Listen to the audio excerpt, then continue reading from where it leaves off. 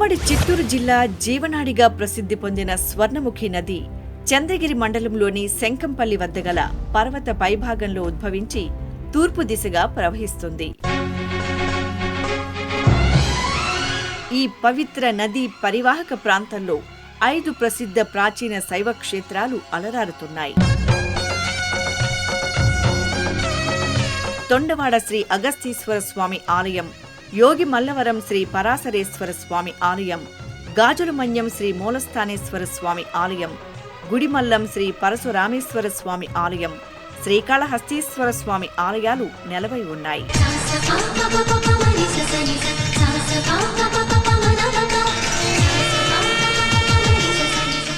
స్వర్ణముఖి నది శ్రీకాళహస్తి వద్ద ఉత్తర వాహినిగా ప్రవహిస్తూ నెల్లూరు వద్ద సముద్రంలో కలుస్తుంది.